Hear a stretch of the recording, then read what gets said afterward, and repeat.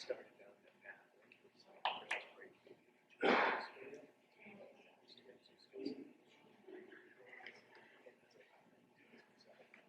Clear this out. Cleared it out here. I can do a lot of stuff. My dad is very, so I can do a lot.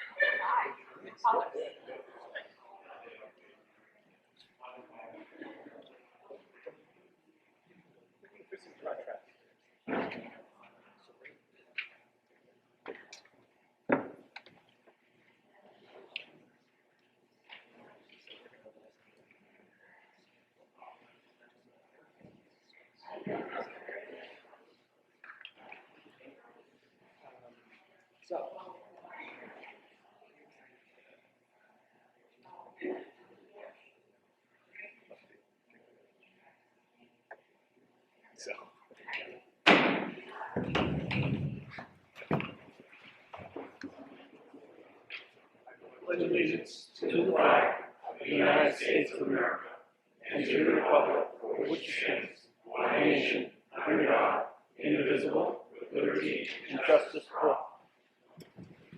We'll do a roll call. Chris? Here. Here. Jesse? Here. Brian? Here. Debbie? Eva? Here. Michael? All right. Any agenda adjustments? Yes, just one. I will be asking you to vote approval for Matthew Murray, and that is under C, Code and Extracurricular Positions, because this is a new position. Okay. I make a motion to approve that agenda adjustment. Do I have a second? Second.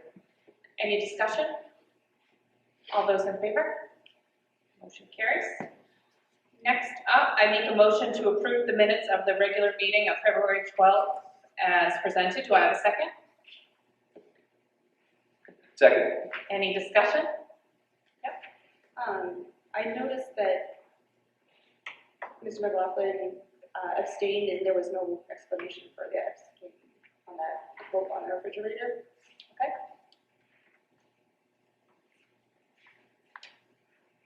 Did you want to just add? Yeah, I'm happy to give an explanation. Yeah, sure. I personally know the folks who placed the bid. Sure. One of the folks who placed one of the bids. Sure. Jody, if we can just make that adjustment. Do I have a motion to, or I make a motion to approve the agenda adjustments as presented. Is there a second? Minutes adjustments. Minutes, yeah. Thank you. Thank you, Brian. Yeah, I'll second that. So I retract the first one. And you wanted to make an adjustment? Yes. Yep. To amend it to have Yep. conflict of And I interest. support that. Yep. Any other discussion? All those in favor? All right, motion carries. Next up, I want to address the public comments from the last meeting. I want to thank Ed for bringing up the fact of the retirement party, and I just would ask the finance committee to be able to look into that a little bit further to see are there line items where we have that budgeted, and just making sure on a go forward we know what we have allotted there. And I want to thank Greg Newell for providing us with the white pages. That's been very helpful, so thank you so much for that. Next is other committee acknowledgements. I just want to remind everybody acknowledgements for wonderful things that the students have done or faculty. And so I know that at UTC, the skills happened, and I heard from a student that was so proud to say that they were going on to the next step. So that's what it's really all about, and it's just very exciting to hear how excited our students are about it. Chris? I'm all set. Jesse? I'm all set. Thanks. Haley? I just wanted to acknowledge a couple things. There wasn't any information really to go over from the principals, so we didn't have a lot of feedback on what's been going on. I thought the school board should consider in the future. Did you have acknowledgements for the faculty and students? like an opportunity to Yeah. talk about what they have done. You have to let me finish my Well, it sentence. started out with school committee, so I wanted to make sure. Yeah, so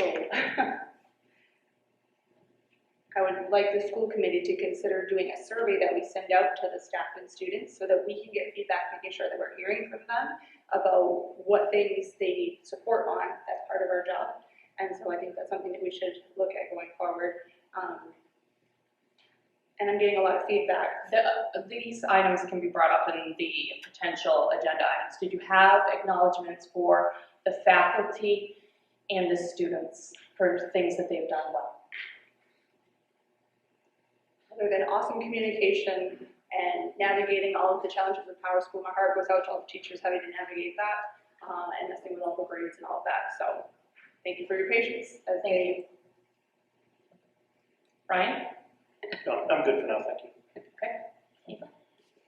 So I'll give a report on what happened before our February break. We had Winter Carnival. It was very, very successful this year. There was about 90% participation every single day. And we had our assembly, which the students loved. The seniors took the win home as usual. And after the restful break we also have had the middle school visits. So the other day, students from Hermon High School went to Caravel and Hermon Middle School to talk about the great opportunities here at the high school. Additionally, the Unified team has been doing very well. It's a very fun team to be on. They have playoffs this Saturday and the senior night is tomorrow. And this week, there's eighth grade step-up day and the club fair. So that's an opportunity for the current students to show what clubs and how they're involved in Hermon High School, and for the 8th graders to see what they can get involved in once they become freshmen here at Hermon. And then additionally, I started a new club at Hermon, and it's called Best Buddies. It's an organization that works with students that have disabilities and students that don't, and works on forming friendships between them. So it's a really great way to connect our student body, and I'm excited to have that here at Hermon. Awesome job. Thank Thank you. you for the impact you make. Next up, we're going to move to public comment. This is an opportunity for members of the public to comment on agenda items, contribute information that may be of interest to the school committee, or ask clarifying questions. Please wait to be recognized and identify yourself before speaking. This is not the time to register complaints or promote a personal agenda. Please remember that you may not identify any person by name or job function, and we'd like to welcome Greg Newell.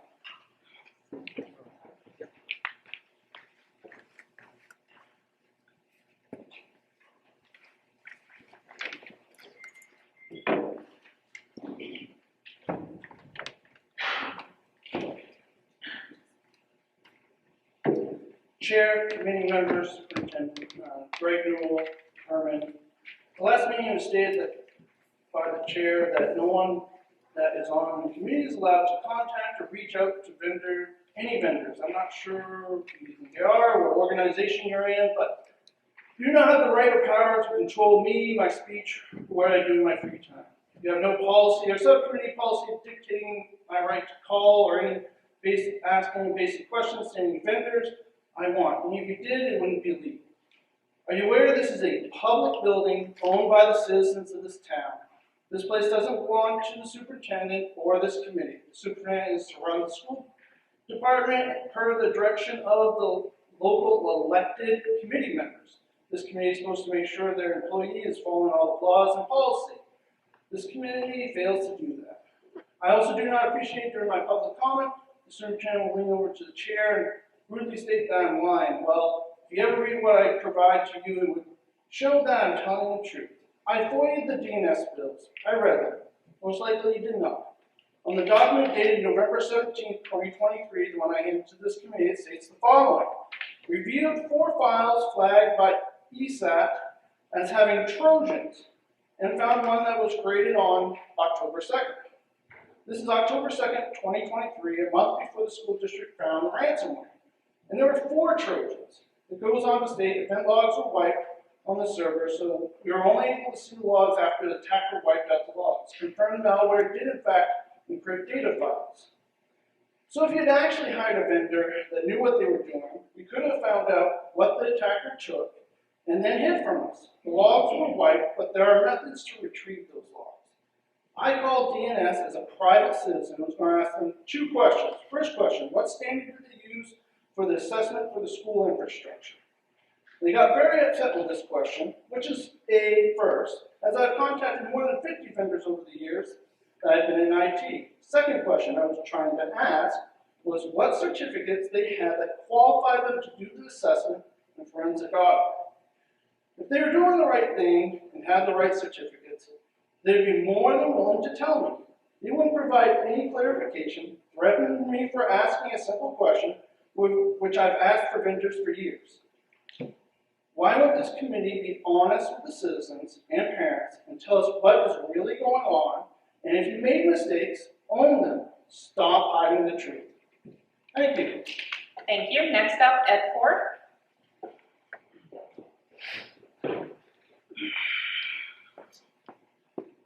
Good evening, I'm Ed Ford, Hermon, 2636 Union. And it's a little odd coming up here right now prior to the budget discussion, but I just wanted to put it out there that citizens are still very concerned with the undesignated fund portion of the budget. So I'm hoping that the board will continue their work right now as they try to work through that and continue to follow state law. The state law is pretty basic as far as what you're allowed and not allowed to do with that money, so hopefully they'll continue to follow that. The last city council, town council meeting, somebody had mentioned that possibly the board was considering moving some of that undesignated fund into a reserve account. And that's great if that's legal and if there's a possibility to get a legal opinion that you're allowed to do that. I say let it rip, but I mean, in looking at the law now, I don't see how that's possible. And I will ask too, the board, if it's possible to have an accurate number by the time we hit, by the time we're presenting this to the town council on what that number is, what that actual number is. Currently, right now, we're dealing with June 2023. So by the time we hit June coming up, that number will be a year old. And so I'm trying to figure out how people are making decisions on moving that around. Number 2, there will be people that are assigning what percentage of the budget that is. And I'm not sure how you're going to do that with, if we don't have an actual number what that is. And number 3, just as you go through the transportation cost center, I would encourage you to think out ahead for the next budget, possibly to do a cost analysis on the transportation budget. I don't know if maybe that's been done the last year or so, but I would just recommend that you take a look at that going forward next year. Not this budget cycle, but next one.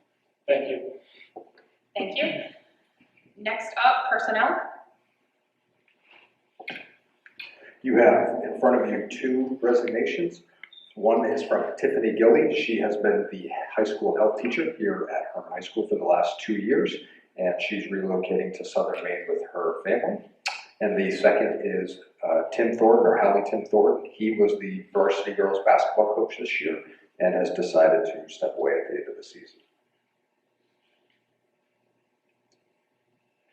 Under employment, you have, I've hired Valerie Stalline for food service assistant. She started this month, and with the Hermon Middle School self-contained program, hired Julie Austin as a self-contained educational technician. And as previously mentioned, you have in your collective bargaining agreement with the teachers, you have stipended positions. Several years ago, you approved in a memorandum of understanding, you approved an assistant tennis coach. Due to the size of that program, we believe that we need to have 2 varsity coaches, one for our boys program and one for our girls program. And so that is why I'd ask you to approve Matt Murray for the boys varsity coach. He is going to be taking on that program, and that right now, in approving that, that represents, currently you would pay him a 4.5% stipend as the JV coach, which would be $1,620, and a varsity coach for that program would receive $3,420. So that's an $1,800 difference. So you already have the memorandum for an assistant, but we, again, due to the size of the program, believe we need to have 2 varsity programs. So it would be a difference of $1,800. Okay, I make a motion to approve Valerie Stelline as the food services assistant. Do I have a second? Second. Any discussion? All those in favor? Motion carries. I make a motion to approve Julie Austin as the Hermon Middle School self-contained ed tech. Do I have a second? Second. Any discussion? All those in favor? I make a motion to approve Matthew Murray as a varsity tennis coach. Do I have a second? Second. Any discussion? All those in favor? Just trying to gather more of the information. So this is a new position that we're funding. He's gonna, again. Because of the We didn't number know of this students. information in advance, so I'm just trying to make sure, as I was writing too. Yes, so you have in your contract with the teachers a stipend list, right? You wouldn't even see this because it's a memorandum of understanding. So when a stipends get approved, you do that on an annual basis. It's usually in April or May. I bring stipends to you that aren't in the contract. We add them in so teachers can make proposals, athletic teams, etc. A couple of years ago, the school committee approved a JV coach due to the numbers of the program. Now we're seeing even greater numbers and believe we need to have a sole varsity coach for girls and a sole varsity coach for boys. So in doing that, we would have to increase the percentage that we would be paying to line up with the other varsity coach. So it's an $1,800 difference to have Mr. Murray as your varsity coach instead of a JV coach. Any other discussion? All those in favor? Motion carries. Next up, old business. I make a motion to excuse Deb Kowalis from last time because they were in the middle of their teaching negotiations. She's got the same thing tonight. Do I have a second for last time? Second. Any discussion? All those in favor? Motion carries. I make a motion to approve the first reading to adopt policy DFF, student activities funds. Do I have a second? Second. Any discussion? All those in favor? All those opposed? Motion carries. I make a motion to approve the first reading of policy GBEBA, dress and grooming as amended. Do I have a second? Second. Any discussion? All those in favor? All those opposed? I make a motion to approve the first reading to rescind policy IGDG, combined funds. Do I have a second? Second. Any discussion? All those in favor? All those opposed? Motion carries. I make a motion to approve the first reading of policy JED, attendance as amended. Do I have a second? Second. Any discussion? May I add something? Yes. I need to add something to this policy. Yep. So thankfully, somebody proofread this policy for their building, i.e. Melissa Davis, and she informed me that in addition to the language that we were going to ask you to vote on, which is in red, the law states that the policy under page 2, letter B, it says is at least 7. The law is 6. That obviously should reflect what the law says. So that should say 6 years of age and not 7. So I would also request that that be amended and put into the first reading. Okay, I retract my motion and Chris, you retract your second. I make a motion to approve under page 2B for it to say 6 instead of 7. Do I have a second for that? Second. Any more discussion? All those in favor? All those opposed? Motion carries. Next up, I'd like to open it up for public comment again under new business. We're going to take all new business together. So A, B, and C. I'll close public comment at this time. Micah, teachers? Yes. Yes, you have in your packet, you have a list of teachers that are moving from their probationary year 1 to year 2 and their year 2 into continuing contract year 3.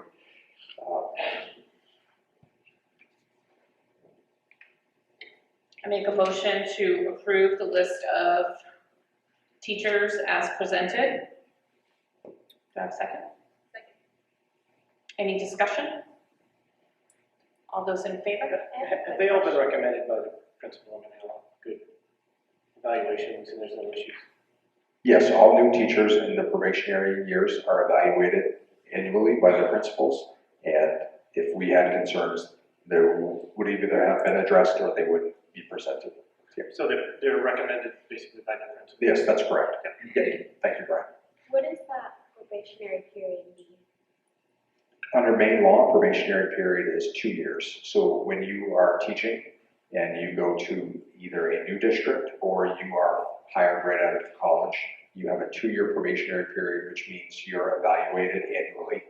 Every school district has different evaluation process. Ours is, I believe it's 4. We do 4, a couple of drop-ins and then 1 formal evaluation. You have the opportunity to meet with the building principal or the assistant principal, whoever has the legal authority to conduct the observation, and then you're recommended on to either year 2, which you then go through the process again. You've probably noticed Mr. Walsh in some of your classes at various points, or Mrs. Beaverstein, and then you're recommended from year 2 into year 3, which is your professional certificate, and that means that's essentially like a tenure, if you want to look at it that way. So then you go into a like a semi-annual or triannual evaluation cycle of either every 2nd year or every 3rd year. It basically means you can be terminated without cause. Yes, as a probationary teacher, you could be non-renewed without cost. That's correct. Yep. Any other discussion? All those in favor? Motion carries.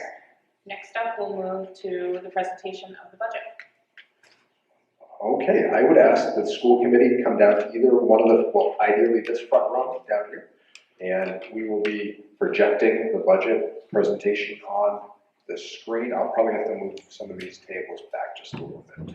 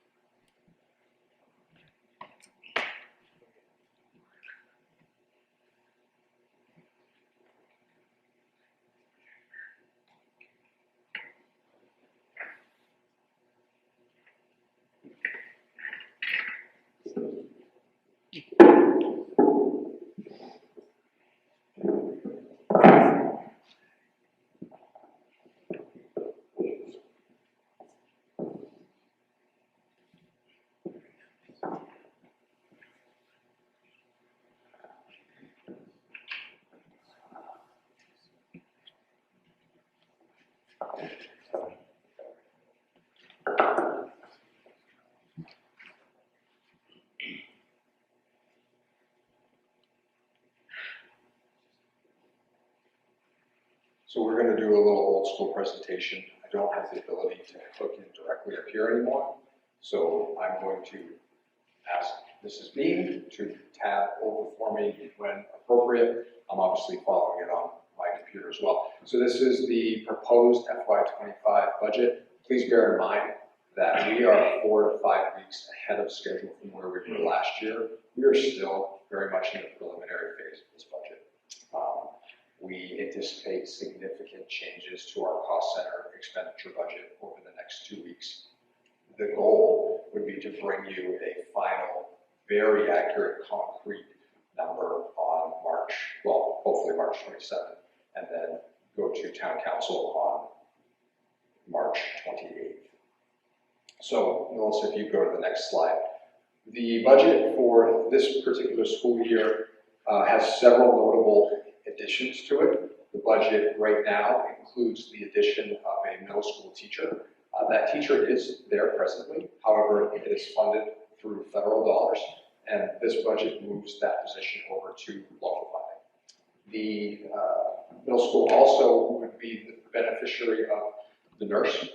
As you know from, I think, my first year here, you approved a nurse at the middle school, and we have seen those health needs increase dramatically in the last 2 years. So this budget also accommodates for moving a middle school nurse full-time from federal over to local. We have to do that because those federal funds will no longer be available for us starting in September. It does accommodate, you'll see this in the presentation, it accommodates for pretty significant wage increases and benefit increases. I would highlight, though, that those are only, again, a projection. We are currently in negotiations with the largest collective bargaining unit. Those are the teachers. There's 105 or 6 people represented by that contract. So we had to put a placeholder in both for health insurance and obviously for salary. We also had to put a placeholder in for all health insurances right now. So this budget does reflect a projection for your largest CBA, as well as all your health insurance across the district. It does capture all the needed supplies, and I would also note that it captures supplying all students K-8 with supplies. That's K-8. We have had some conversations about 9-12, but at this time, it is a K-8 supply budget here that's represented. And it continues to reduce the undesignated fund. That's obviously one of the things that we're actually focusing very hard on with this budget is to reduce the undesignated fund and to come in at as little increase, obviously, to the town as possible, or to the Hermon taxpayer. Melissa, the next slide, please. So, and I apologize for the bulb here. The process is highlighted here. You can see that we have gone through a number of meetings. Some of them are either we started with facilities committee. We really felt like facilities was important because one of the goals in this year's budget was to identify one-time costs. So what are we spending our money on one time that is an improvement, not only in our facilities, but also in, perhaps it's in IT, perhaps it's in athletics, whatever that might be. So we started with the facilities committee in December. Also in December at Christmas time, and right when we get back from vacation, I have my principal and director meetings. And when I say I also usually include Jamie in that because Jamie is instrumental in this budget process. She's very critical in this process. And so oftentimes it is she and I do not mean to steal any credit. If it's bad, you can have it, but if it's credit, we should share it, right? So Jamie is instrumental in that, and her work, as you know, from tuition rate to, maybe just the work that she does I appreciate it very much. She's the person I see every single day when I'm at work. So we meet with the principals and we talk about staffing requests. We talk about ratios. We talk about maybe there's significant instructional increases, technology increases. Do they want a certain type of laptop? Do they want X amount of smart boards or whatever it might be? And we ask for justification and rationalization. We then had our first finance committee where we started to draw in. We've been meeting as a finance committee all spring all fall, but we had our first finance committee meeting where we start to bring in some of those outside members, in particular members of the town council, and I appreciate all the effort that goes into that and then meeting with us. We had an overview on January 30th as a finance committee of the draft budgeted revenues. Remember, your budget is built on expenditures and revenues, and so the goal is to obviously those have to balance. And so we reviewed our projected revenues on January 30th, and then we began to really discuss, based on those revenues, you have an idea of where, your expenditures can land. We then had another finance committee meeting on February 12th where we reviewed the revenues, and we began to discuss the projected fund balance for what we would have to use to balance this year's budget, and also continue to review those capital improvements. And then on February 29th, this last Thursday, we reviewed this presentation and we went through looking for accuracy and really coming up with a plan to present to the school committee tonight on March 4th for first reading and a tentative, okay, is this the direction that we want to move with in this budget? That date will have to change March 18th because now it's looking like it's going to be a little bit later than that. And then obviously town council. What's the next slide, please?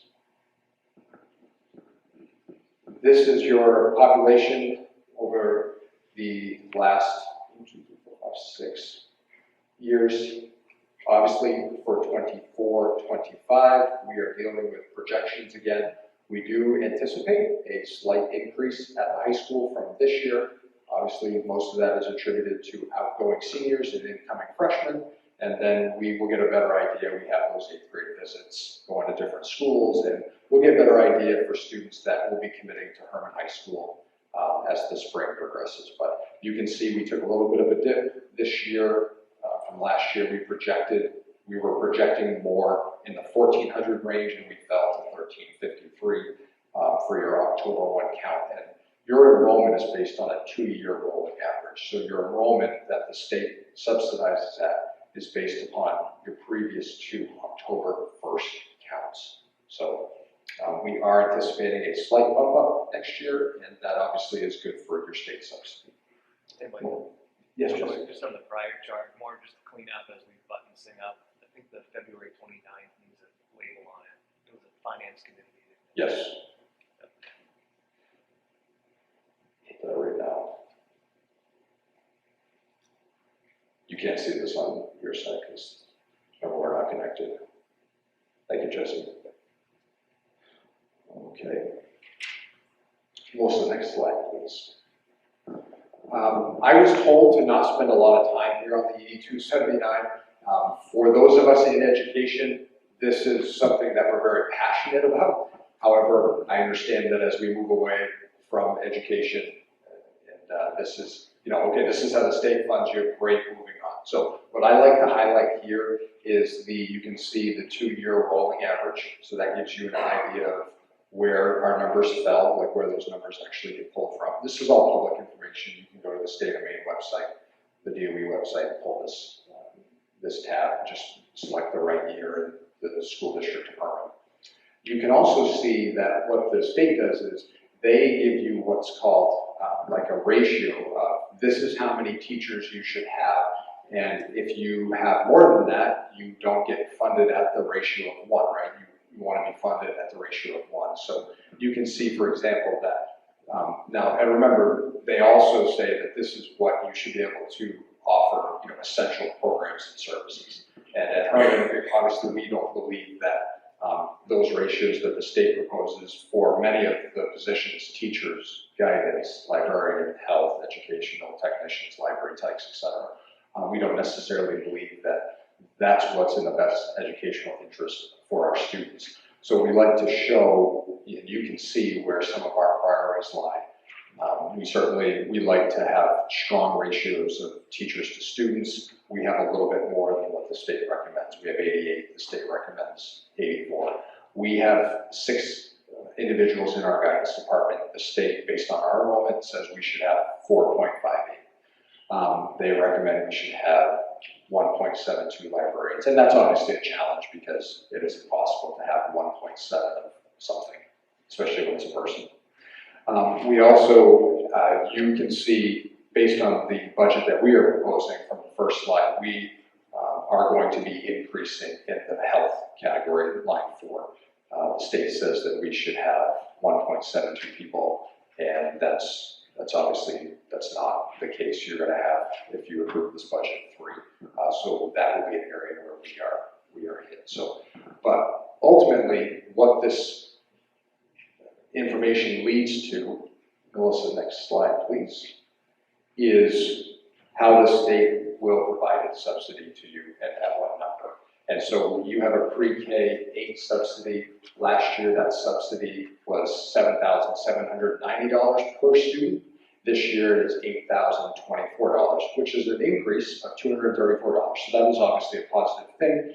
And you increased by about 2 total students, because remember, it's an average. At the 9-12 level, the subsidy was last year $8,267, and the subsidy for this year is $8,510, which obviously is an increase. And then you have ultimately, again, where these all kind of land is the contribution expected of the town and the contribution by the state. And you can see that the town's contribution is $4,301,000, which is up $143,000 from last year, and the state contribution is up from $8.6 million to $8.9 million, which yields a $327,000 increase. So overall, your subsidy this year is up $470,000, that's a very good thing because your costs are also increasing. Next slide, please, Melissa. Thank you. So, I always end with the total, but I'm going to start with the total. So this year, right now, we have a cost center expenditure budget of $20,078,578. So if you take all 10 cost centers, you add them up, we right now are at $20,078,578. However, in many of our finance committee meetings, we have been talking about reducing that number. And right now, our targeted amount, I would even say it's less than this, but we are trying to bring this number down into the $19,861,198 range. And we're doing that through a couple of different ways. We are targeting areas that we have not fully expended in years past. So Jamie and I, over the last 48 hours, have been talking about where are we spending, or where we say we're going to spend money, and then we never fully expend. So we end a particular cost center at 94% expended, 93% expended. And what is driving that non-expenditure?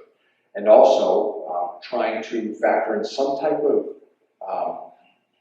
Jesse, what was the term you used again? Just attrition. Using an attrition rate. Projecting teachers in and out and the difference in their salaries and benefits is very challenging.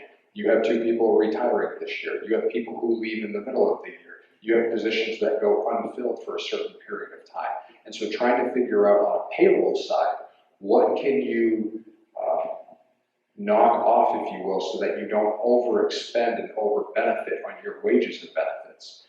Because we always have staff attrition. That's very common. And so what we are targeting, and Jamie and I had a conversation just a couple hours before this meeting, we really believe that in the next 2 weeks, we are going to bring the expenditure budget in somewhere around $19,780 something thousand. So we believe we can get that even $100,000 lower. Our goal is to come in at 3 to 3.5% increase. That is our goal. Our targeted amount obviously is 4%, but we do believe after starting to review those cost centers, reviewing the areas that don't seem to get expended to their full amount, we are hopeful that this will be in the 19.7 range when it is all said and done, and I bring this back to you for a final reading later on this month. So that is our hope, that is our target. I think it's accomplishable, and if we do, this is how we project the rest of the budget to line up. So this year, wow, that is dark.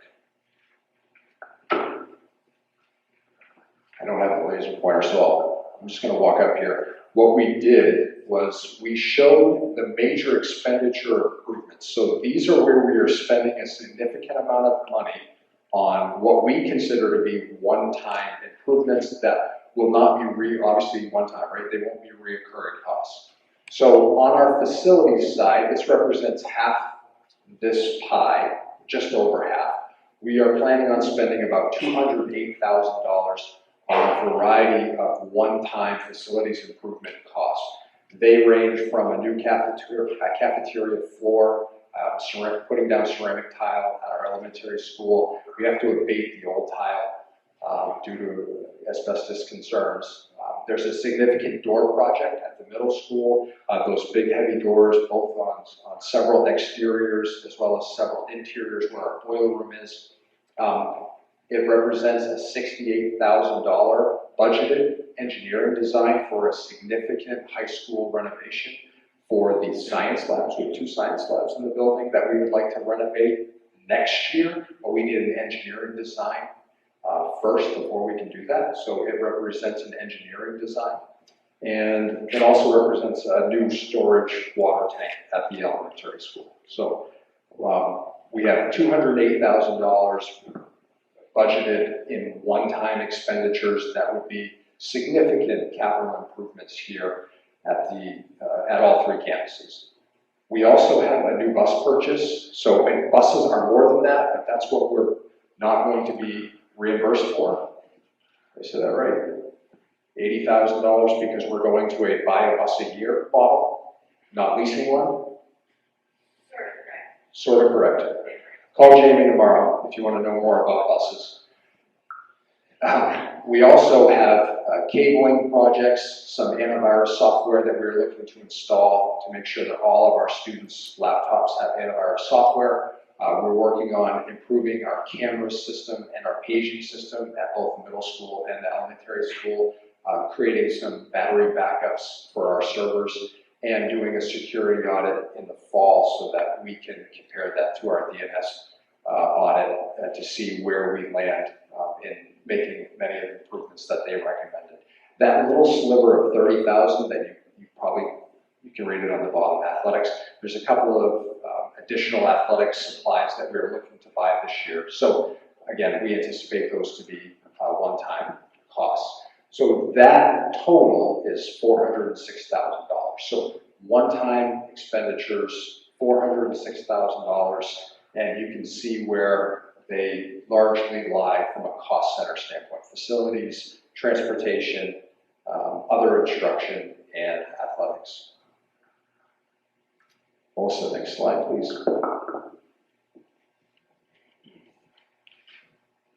So, we also are aware, and we are trying to really recalibrate how we do things. We understand that in the last several years, whether it's been due to increased unanticipated revenue, or I think we have good systems in place where we don't spend everything that we think we're going to spend. We're not overspenders, that's for sure. We do believe that we will have some money left over at the end of this budget year.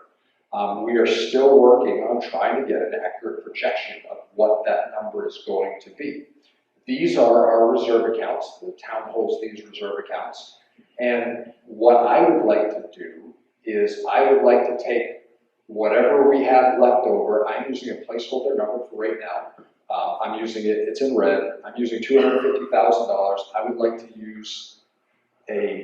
to create, through this process, a reserve account to fund those renovation costs for that science lab, which we would like to do next summer going into the FY26 budget year. Right now, I am anticipating $250,000 to be unexpended at the end of the year. And rather than put that back in or not draw it off of the undesignated fund balance, we would like to put it into a reserve account. So when we get sticker shocked about what the renovation costs are going to be, we have a pool of money already designated for that project. And that way, again, we are not coming back in next year's budget cycle saying, we really want to do these labs, it's $500,000 and we need $500,000. We have some money set aside. So I'm hopeful that, again, at the end of March, we have a much firmer number for you, or at least a ceiling number. Like, we want to fund this at $500,000, and we think that's what we'll have left over. So I just wanted to show you where that line was and where I believe we should put whatever we have left over at the end of this year unexpended. We should put it into a science lab renovation project here at Hermon High School. Melissa, next slide, please.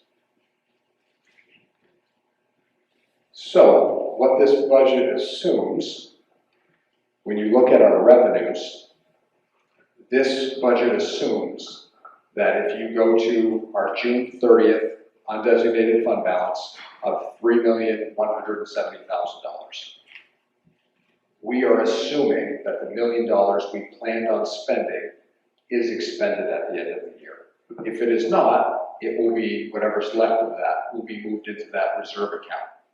So we are assuming those two things, right? We're assuming that we spend that $1 million in some capacity, whether it's on the budget or it's on the budget and the rest gets moved into a designated reserve account. That would then leave us with $2,170,788 in our unassigned fund balance at the start of next year.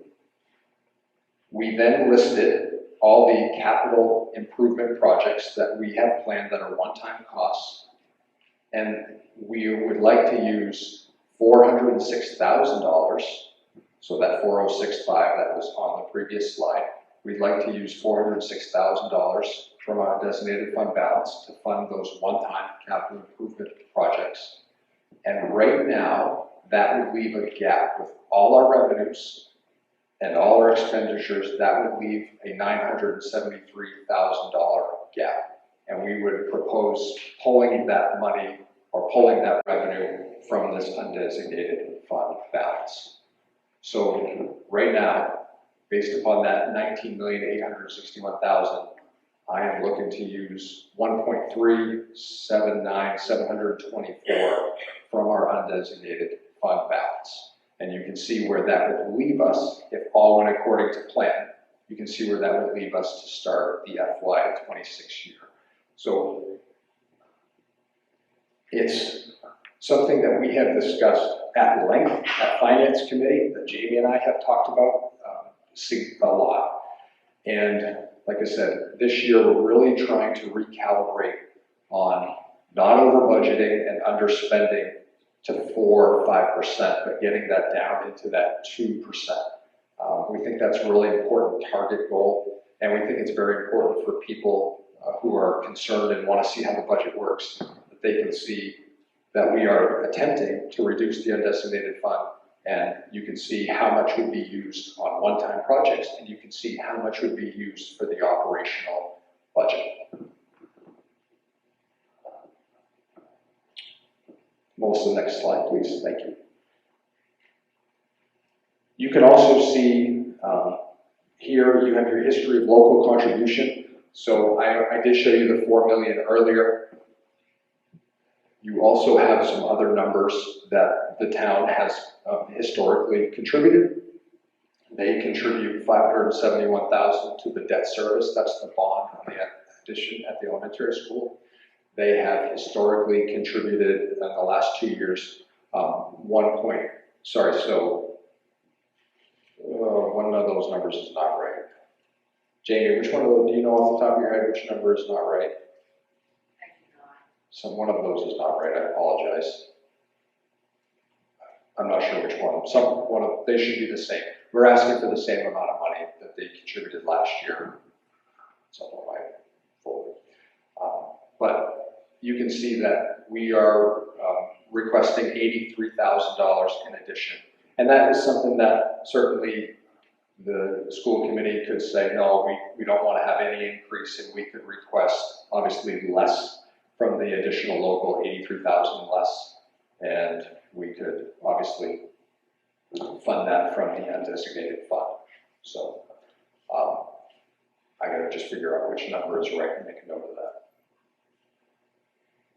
Thank you, Melissa. These are your tentative increases to your collective bargaining units. I think it's important to see your payroll because payroll is obviously in the district with teachers and educational technicians and food service and a bus fleet and a mechanic and directors and principal. I mean, you have a lot of people that you employ. It would be probably your biggest employer in the town. I don't know that with 100% confidence, but I would guess it's very close.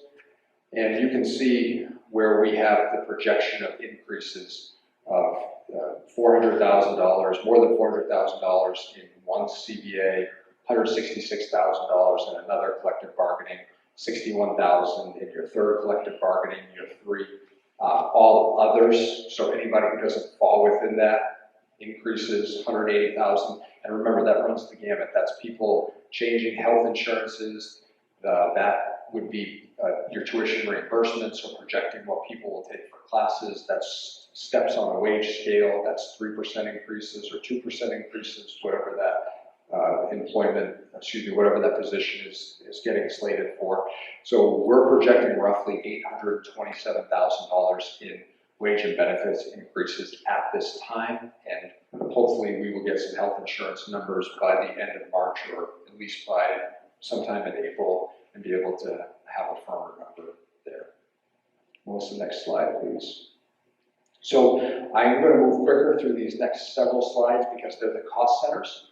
And like I said, we anticipate many of these cost center expenditures to come down over the next 2 weeks, and we will be posting all the cost centers in their finality before the next school committee meeting. But what I'd like to show specifically with regular instruction, it is your biggest cost center. It is your wages and benefits for your teachers and your general educational technicians. So I put some of the increases in wages and benefits, and I also showed what is spent in wages and benefits or what's projected to be spent. And you can see that, no surprise, wages and benefits makes up a very large part of that cost center. Just again, because it's right, people are expensive and we want good teachers. So we want good educational technicians and we want to offer them obviously competitive contracts. We value the teachers here at Hermon, I know you do. This is the cost center that captures all your instructional supplies, your furniture, books, subscriptions, dues and fees, etc. And I like to show how much is actually being spent. This is at all 3 buildings. This isn't just in one building. This is across all 3. So just to put this in perspective, if you're spending or you're approving $490,000 in supplies, you have over 1,300 students in the district. You're spending about $360 per student on supplies, and they get a laptop included in that. Now, that doesn't mean they get to take it home. There are some differences between K1, 2, 3, etc., and 5 through 12, but we are a one-to-one district, and so at $361 a student, I think you're doing a really good job, obviously. I don't know if parents could do that if they were just going to Walmart and buying supplies, and I'm not 100% sure. Depend on the lists and what got sent home, but you're doing a really good job at providing supplies and technology for the students here at the Hermon School Department. So, Melissa, next slide, please.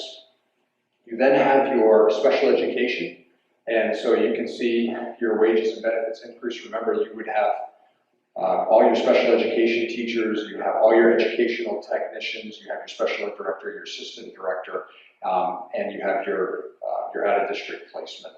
And so you can see that there's already been quite a bit of work on this budget because the increase in projected wages is more than what the change is. So we've already been working on this cost center to make sure that obviously we want to be very tight in our percentage spent. Next cost center, please. Yes, other instruction. So this is mostly athletics.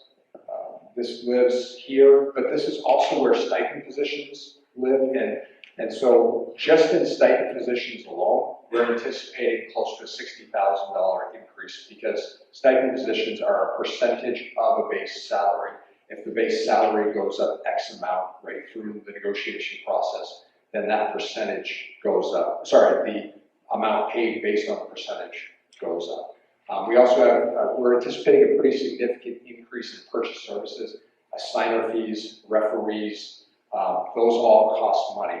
Sports are expensive, but they're very valuable to our students, and there's a lot of great life lessons in sports. So we want to make sure we're offering all those things to our students. So we are anticipating a significant increase in our purchase services for referees, assignment fees, etc., across all sports. Also, next slide, please.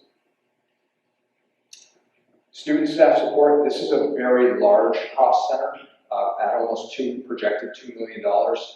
This is where you have your all your nurses, but this is also where that additional nurse lies. This is where your curriculum coordinator is. You obviously hired a full-time curriculum coordinator a few months back, which is very beneficial to a district of over 1,300 students. I appreciate it. But that does come obviously at an increase. And then you obviously have some of the technology. You know, this is where your tech director lives. This is where your data specialist lives. Any of your other techs, and all the capital expenditures that were noted on the previous slide. Next slide, please, Melissa. Thank you. System administration. This is me. This is Jamie. This is the central office. So, yeah. Next slide, please. School administration. This is all your building principals, the assistant principals. Also would be their supply lines and things that they're budgeting for in their buildings. Next slide. Oh, thank you. Transportation. We have our own fleet, and we have several buses in that fleet. You also have a mechanic in your cost center here, because we do much of the work ourselves in-house. And as I mentioned earlier, a bus increase. You also have a transportation director, and so you can see the increase there for transportation.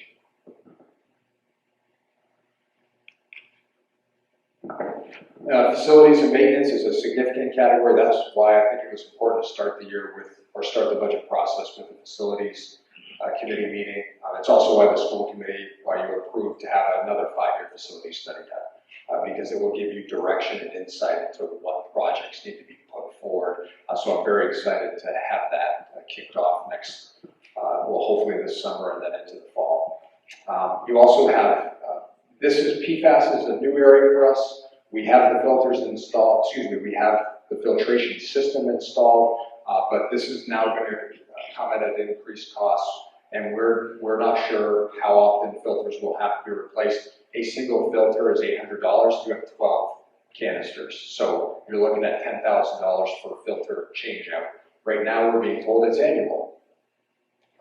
It really depends on how much water is run through the system. So we are anticipating this to be an annual cost, but again, this is a new cost to us, and so obviously, it's a big cost, and it's been a huge inconvenience in regards to obviously purchasing bottled water and trying to provide drinking water for our students. The engineering project, I won't spend any more significant time on that, but the engineering project paths and the middle school projects. Next slide, please. Here's your debt. This is the bond payment to the elementary school. It goes down a little bit every year as the principal is paid down. So you have a change there. And then, next slide, please. And then in years past, historically, we've always asked for a significant amount of money to help keep the food program afloat here at the schools. You pay for, you have and have always, we've always asked for contribution for all the food service workers. There's a director for that program. There's several workers that provide lunch and breakfast. Since the state has gone through a reimbursable model, which we anticipate to happen again, that program is now funding itself. And so we will not be asking for any money for that program. We do believe it will stay in the black if the state keeps it in its current model. So. And then what we anticipate is, I always try to predict out. The good news is you'll notice that there are no positions for future budgets, specifically next year. We are not anticipating adding any positions moving forward, at least for the next year, which is a great thing in regards to, I feel like our growth is stabilized. I feel like we have hit ratios that we believe are educationally beneficial to our students. However, as I mentioned earlier, looking at a significant renovation project here for 2 science lab classrooms, and looking at a pretty good size, we're anticipating about $150,000 paving project. If you've ever driven the middle school parking lot, especially around the back where students get picked up, it is really bad. We think we can get 1 more year out of it, but that's going to be due very, very soon. So we feel like those 2 projects will be the major things that will need to be addressed in next year's budget. And that is the budget presentation. Well, I will obviously take questions. I feel like it's best to go back up on stage so that you can have a mic.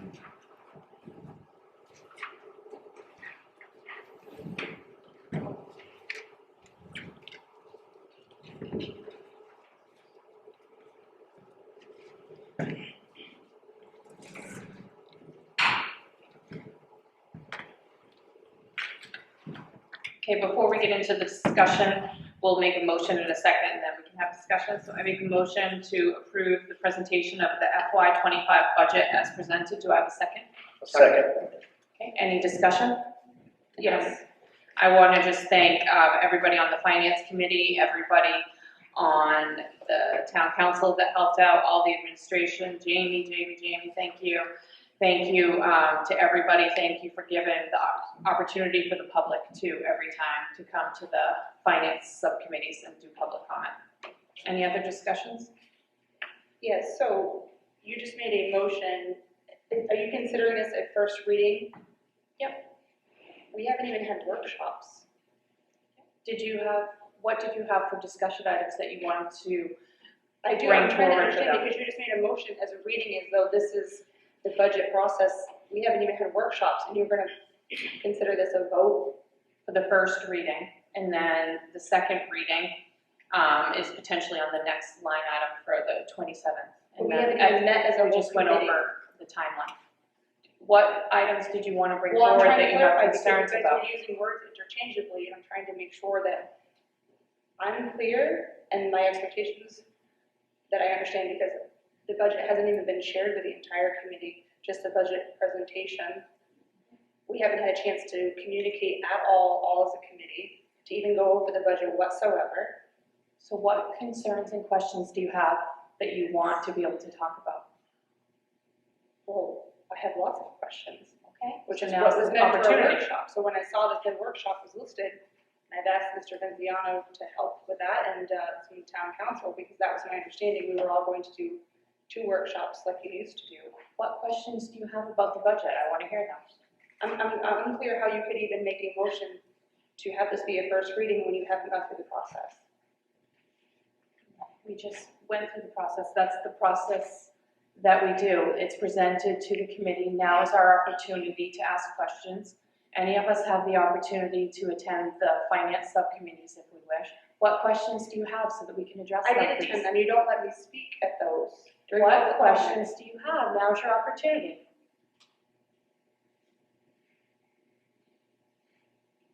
He also didn't provide a printout. What I don't even questions? have the budget in front of me, so how can I even have the presentation, because he didn't even print it or give it to us.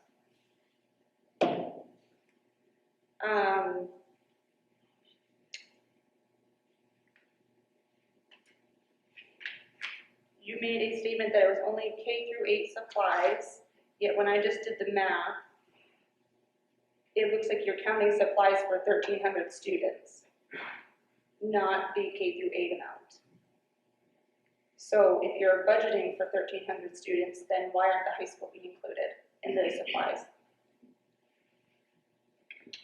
I don't fully understand your question. So I did supplies based upon all students at the high school have supplies purchased for them, whether they're textbooks or whether they are library books or whether they are other types of supplies. That doesn't mean that it's necessarily their own personal supply, as well as a technological device. So the technology devices are often funded through grant services. That can't really be included in this being supplied because that's two different things. So. No, that's incorrect. They're not all funded by Milty. One grade level at the middle school is funded by Milty. Generally speaking, you are spending $492,000 right now on supplies. If you divide that by 1,300 and whatever students, 5373, whatever the number was, it comes out to about $358.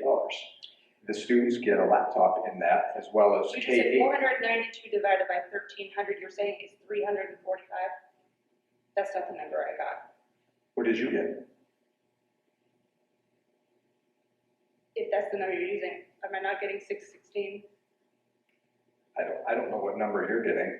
I know that roughly speaking, you're spending about $300 to $400 a student. If my number's off, divide it. You can divide 492. Well, that's what I was trying to understand, if the number that I'm getting only makes sense if it's all the students. Otherwise, we're saying it's 1,300. We're only giving it about 800 students. That's K through 8.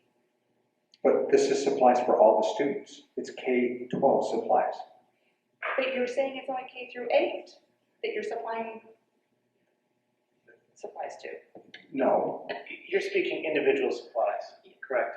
That's what So we were we're- trying to fund Yeah, here so last we're year. funding individual supplies K through 8, correct. and then Mr. Walsh in the high school puts general supplies for not for all of their individual needs, but for the classroom needs. Correct. Okay. Or the teacher need, right, absolutely. So Sure. parents are still in the high school having to purchase supplies, and we ran into that issue last year because they miscommunication. Yeah, I did not communicate that. So I'm trying to be very clear that the supplies that students would get in this current budget cycle, that would be like, I'm assuming, it's a packet. Well, so you don't have to come down, but pencils, Right, I paper, understand traffic the papers. basics of that, but when we're saying that, and yet we're funding it for all, including the high school, then we should just give them the supplies too, is what I'm trying to say. Okay, so I can certainly talk to Mr. Walsh and look at what that increase would be and present that. It's not as an a- increase, you're already budgeting for it. No, the budget in there is K through 12, from what I understand, general supplies. I mean, maybe it's books that are required, et cetera, individual supplies, traffic keepers, pencils, whatever, K through 8. Yes, And then 9 through 12, they're responsible for those individual supplies. but we're budgeting for it. No, we're you're not. not. We're not. Haley, is your recommendation then to add money for individual supplies 9 through 12? Well, first of all, it's, the way I see it, we're allotting for it, but yes, But you're not saying it accurately. So my question to you Okay. is, are you recommending individual supplies 9 through 12? I'm saying it's not fair to leave the high school out. Of course not. It's yes or no? I Are answered you, the answer was yes. Yes. So, Eva, did you have something you want to add? like that. As someone that goes to Hermon High School, I think it's very difficult to buy supplies for the high school students since our classes are so different. I'm already taking college level courses, so it's not really fair to buy materials for me that would be the same as freshmen because our courses are just so completely different and the materials we need differ per student. Like, I prefer to have a binder for each course, but I know some students will use one binder for 4 classes and it works for them.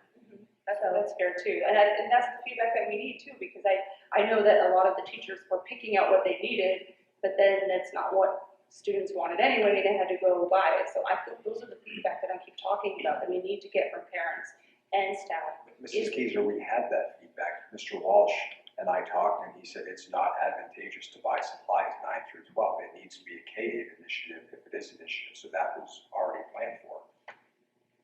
The building principals do a great job at providing that feedback, because that funnels up through the budget process via their teachers and what they're hearing from their parents.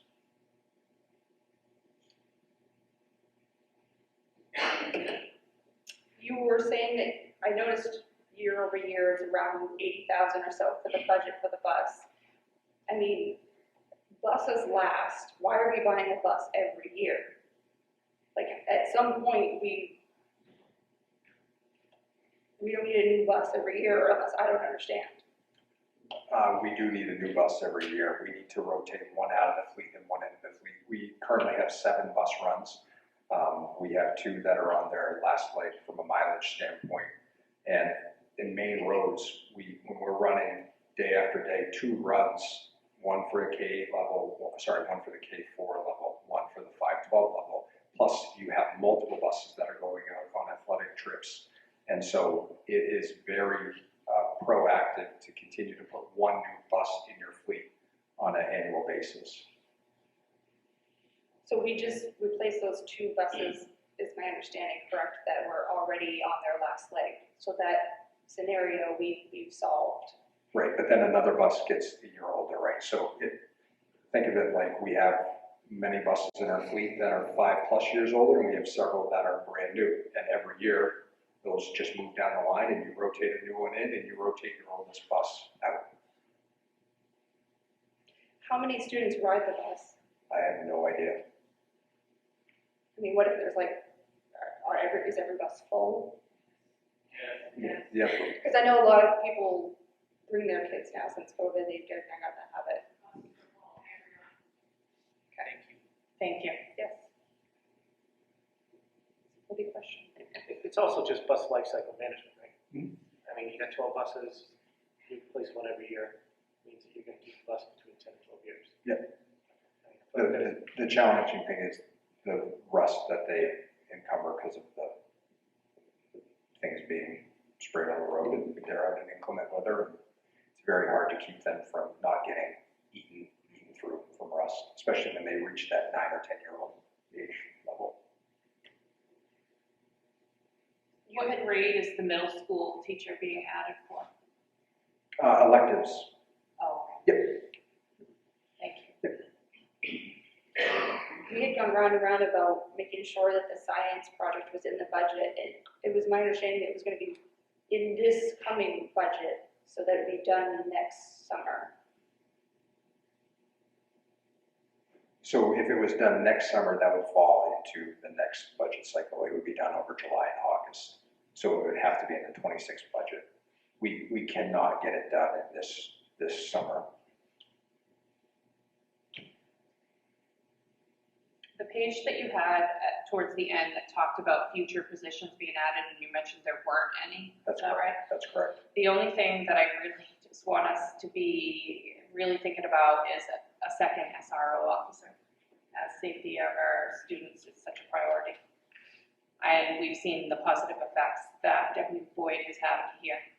I just would like to be proactive and try to be thinking about that. I didn't see anything in that budget for safety improvements. We haven't had any discussions about that. We haven't had. The doors at the middle school, the cameras, and the paging system. True, that is true.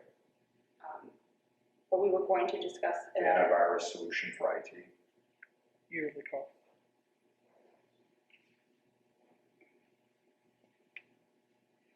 You don't have an extra copy of that presentation. I find that to be, I mean, part of the job is that we're well prepared and informed and have these documents. It's online. Yeah, I saw it online, but I just, What other items did I you don't have? have it to look at, so it's hard to reference things. Oh, I thought you were taking notes during. Well, I was taking notes, but I printed mine. Jesse, did you want to Yeah, add something? I'll echo a lot of what I said in the last finance committee meeting, like it's you, but I want to thank you and Jamie for pulling this all together. I know you guys are still buttoning up a few things and finalizing the package, but I know a lot of effort has gone in, not just you and Jamie, but your building administrators and all the folks out there that make this thing happen. Just getting to the numbers, again, echoing what I said before, I think we're at 4.2% for total increase in this last pass. I'd like, just guidance individually, right? I'd like to see us around 3.4%. Our inflation is 3.1%. I'd like us to get around that area if we can. And I know that means tightening things up a little bit better, not cuts, but making sure we're taking that 7%, 5% down to the 2%. in excess. One other question I had, just maybe more on process for the $250,000 for the project, the high school project.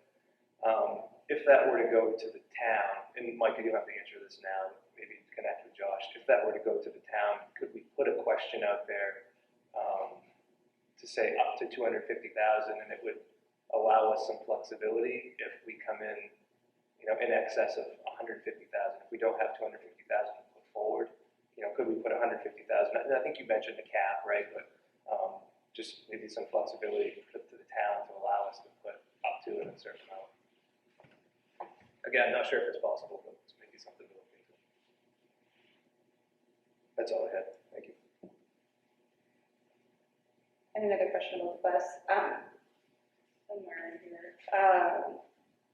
That money, we have money set aside already, right, for the reserve with the town for the bus?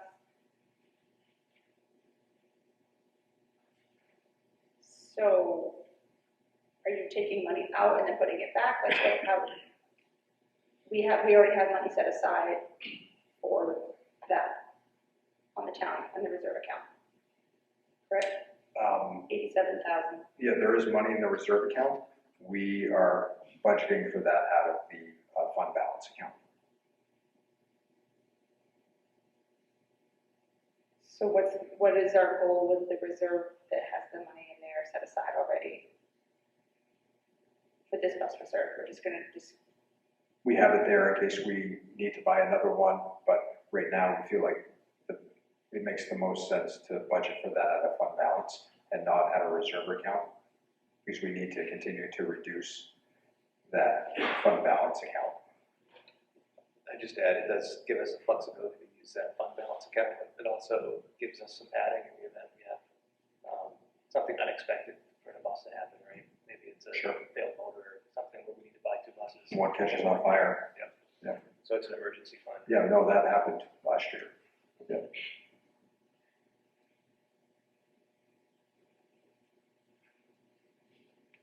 So there's a new scholarship at Hermon High School, that's the Hermon Area Scholarship, and I was wondering where the funds for that scholarship come from. That is an excellent Mrs. Youngblood question. You, Jamie. Perhaps a Mr. Walsh question. Each of the Hermon scholarships are a combination of a number of scholarships, so it's not just one scholarship. So if someone has set up a scholarship in their parent's name or teacher's name, or in a relevant name or a corporation name, we have that list. So that's not budgeted for, that's coming directly from people in the area who have set those up. It's not a budgeted, we don't budget for those scholarships. Those are for people who have set up, whether it's endowment or a trust or what have you. Are there any kind of scholarships budgeted through the school or the school committee? There are none. No. Would that be a possibility for seniors leaving Hermon High School? No, we wouldn't be able to put a cost center expenditure in for an outgoing student. That wouldn't be it would be an improper use of funds, state or town funds.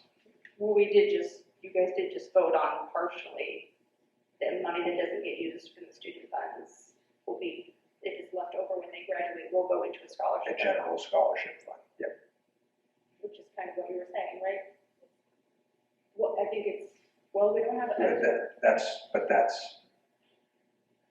That's from the money that the students Right. raise, not what's raised at gates and things of that nature, not what's expended and brought in from tuition and other sources of revenue. Does that make sense? Okay. Am I reading this correct? Are we waiving the fee for our students to be able to get into sporting events again? Yes, we are anticipating that, yes. Good. I see you have a food service reserve still with the town of 30,000. What's the plan for that if it's being funded through the state? Right now, I don't have a plan for the food reserve account.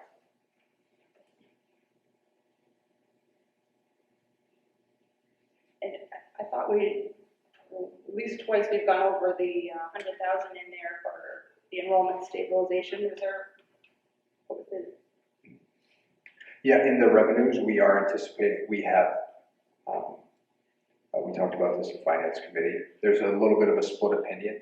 We are budgeting $60,000 out of that account for out-of-district placement for special education.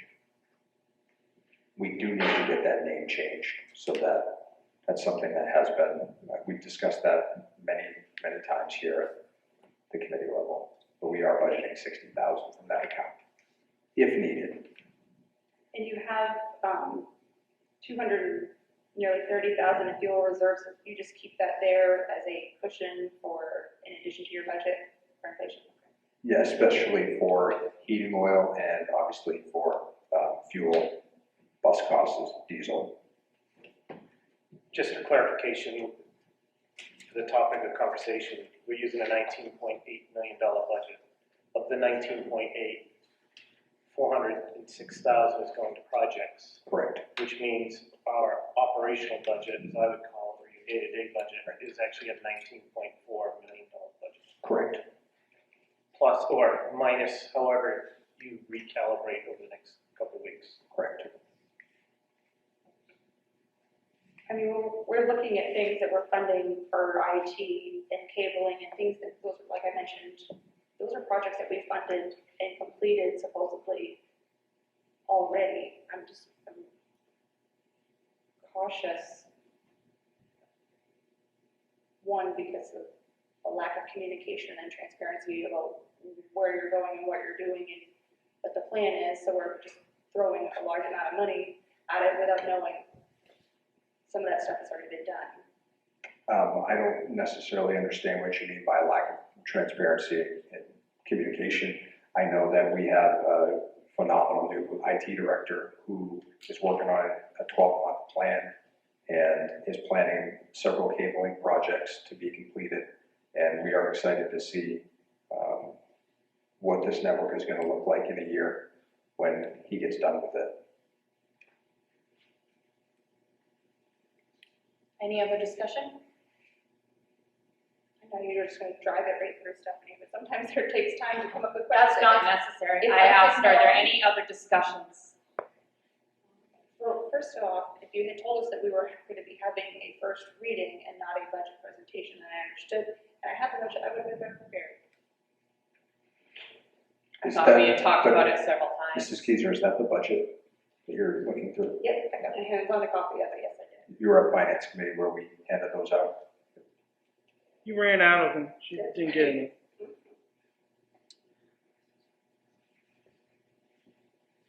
Any other discussion?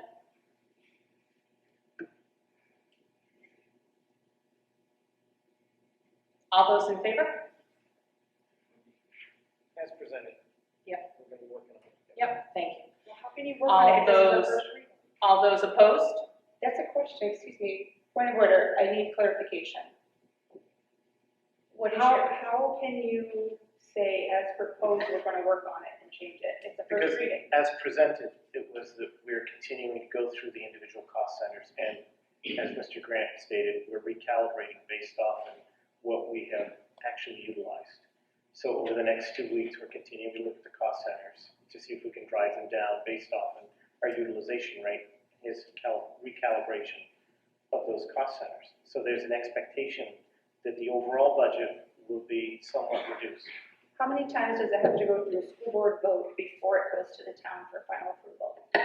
Twice, and we've done first reading on policies, made adjustments, and had the adjustments done for second reading. So it's perfectly fine that we've got a baseline of what we're working on for budget, which we've had 3 subcommittee meetings on the budget. It's been a joint subcommittee meetings. Joint being 2 council members and the finance subcommittee. So we've had 3 subcommittee meetings specific to budget. It's been open to the public for us to go through these things. Were those listed as budget presentation meetings? we've for already both had public? a vote, and so This is discussion. We just need to Discussion. clarify the vote. We've already been through discussion. That's- We took that's- a vote. So thank you, just yeah. clarification on what the initial vote was. yep, the initial vote is a presentation to approve the first reading of the FY25 budget As presented. as presented. I made a motion. Do I have a second? No, we already did all that. All those in favor? All those opposed? Motion carries. Next up, we're going to be adding, do you want to talk about the additional meeting to be added? Yes, just 1 second. Okay, we are looking to, I know it's a little bit, it's not, doesn't follow our normal pattern. March, we were looking at either 2 to 3 weeks. That gives us enough time to make those necessary changes to those projections on the cost centers and make sure that we really nail down our expenditures. So my plan, I would like to bring the budget back for a second and final reading on March 27th. And then on March 28th, I will be presenting the budget to the town council. So that would be March 27th. Like to do an additional school meeting for budget, second reading, or for budget. I have a clarifying question. So when you're making these final adjustments and there is no other subcommittees planned, when are you doing that work with a committee? I work on the budget every day. And then I present the budget to the school committee for approval. He just made a mention of working on it, so I'm trying to clarify. Yes, I will have, like I said in my presentation, I am hopeful that the budget will be reduced much farther than the 19,861. I'm hoping it's in the 19,700 range. So Jamie and I have a lot of work to do in the next 3 weeks to bring forward cost centers that are accurate, that we can post confidently. So I will be doing that work from now until, I mean, frankly, it'll be before March 27th. It'll be several days before when we post the cost centers and we post the new numbers. So I make a motion to approve the addition of the additional school committee meeting for March 27th of this year. Do I have a second? I second. And just to clarify, Any discussion here? 6:30, same time as usual. yes, I'm sorry, yes, March 27th at 6:30. For further clarification, this is a special school committee meeting for approval of a second reading. So there'll be no other agenda items. This Right. is for the budget. Well, there potentially could be other agenda items, right? I would never rule out needing, right, another agenda item. But it is designed so that we can have another budget meeting that fits with working with Mr. Berry at the town to get the budget to the town council. There won't be any administrative reports, et cetera. Yeah, Okay. just to clarify. So this is an additional meaning that there will still be a meeting beginning of April? April 1, April 1st? yes. Are you sure? I think so. Is this a meeting that I should attend as well, or since it's kind of, If you wish, it's optional. It's totally up to you. okay. All those in favor? I do have a question though. Just considering the statement that was just made, he changed the last meeting, so it was within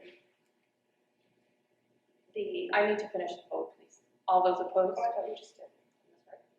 Okay, motion carries. Next up, I was asking a question, could you finish that? what's the question? So he changed the meeting date from the Tuesday that was to Thursday, so that wasn't ample amount of time to even have that budget workshop, whatever you're trying to call it now.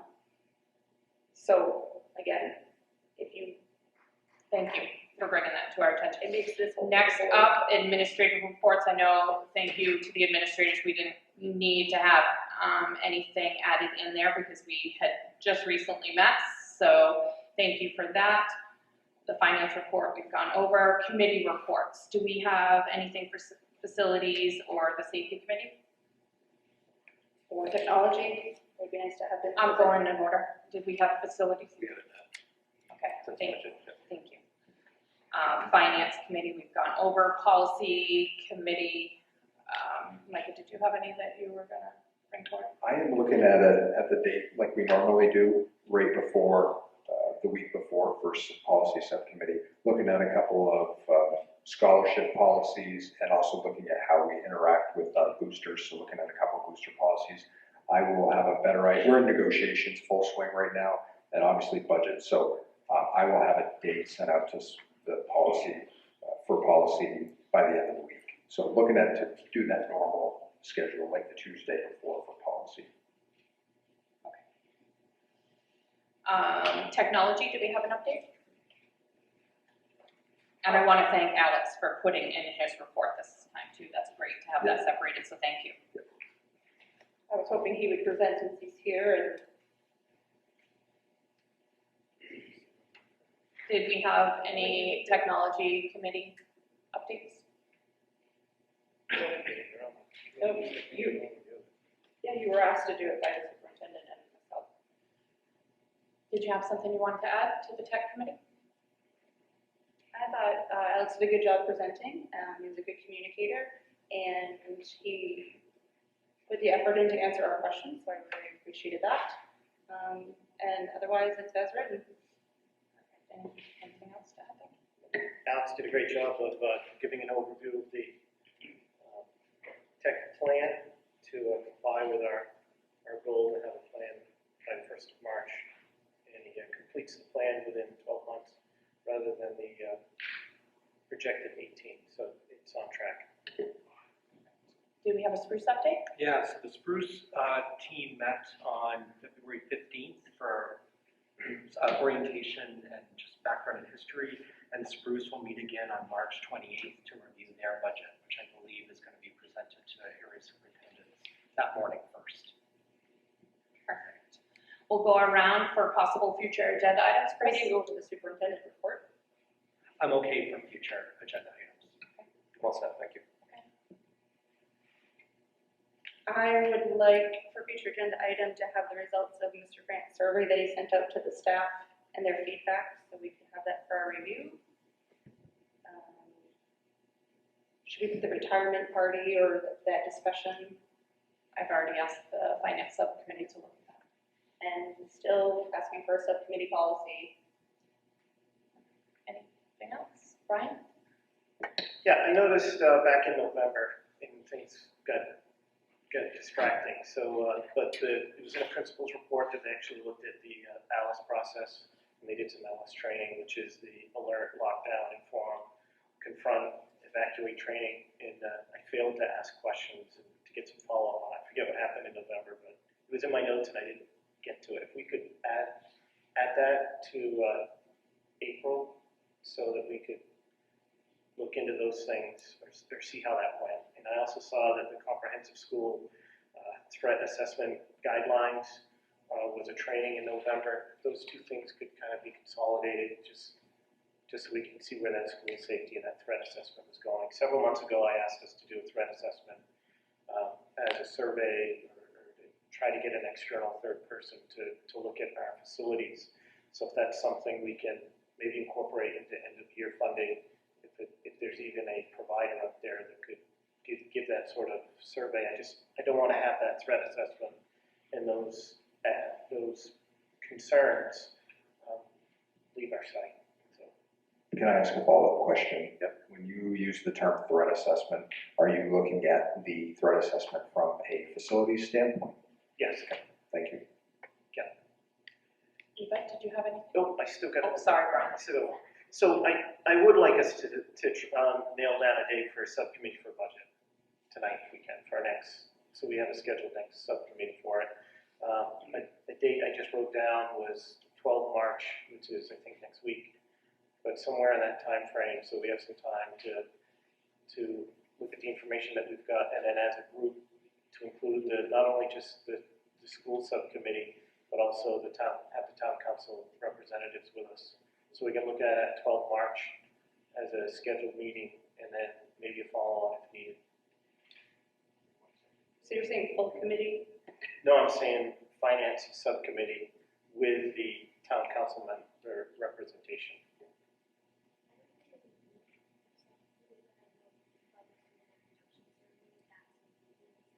I think that, yep. Key club induction might be in that time frame, somewhere around 11 to 13 March. But I'm just looking at give us all enough time after tonight's presentation and an opportunity to look further into the data so that we can go over it as a subcommittee sooner. Mr. Menziano, Mr. Keith, how would March 14th work? That's a Thursday. Thursday works fine for me. still in the same week. Works better for me. Is that gonna give you and Jamie enough time to get everything? We'll bring what we have, we'll bring what we have done, and if we have to meet one more time, the 20th, 21st, that's not a big deal. And I can extend, obviously, the invitation to Mrs. Haggerty, Mr. Snyder, and Mr. Berry. And the time for that would be normal time of 4, I think, or what's the best for you, Jessica? Yes, we've been, 4, so the 14th at 4. The only thing that I had to add is I don't remember the last time we talked about test scores and just how we're ranking on that. So just making sure that those are included in the April administrative report. Yeah, you'll probably have a testing report, and then scores I'll have to check on the timetable for spring testing. Because we're right in that season right now. Oh, they're waving their hands, they know.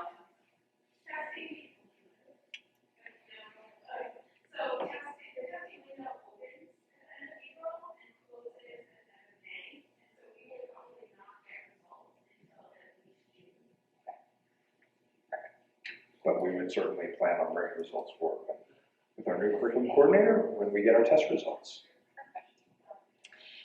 I make a motion to approve the warrants as presented, the 5 that are listed. Do I have a second? A second. Any discussion? Yes. I had mentioned that the cell phone bill was in a former employee's name that no longer works here. That was supposed to be resolved, like, I think it was October, November, when I have documentation of that. I see it's still coming through in that former employee's name. It's a concern. And I see we're paying Bangor IT for things, which I thought we weren't doing that anymore. So I'm unclear why we're still doing that. So, in good conscience, I'm not sure. Any other discussion? All those in favor? All those opposed? Motion carries. I make a motion to adjourn at 8:05 p.m. Second. Any discussion? All those in favor?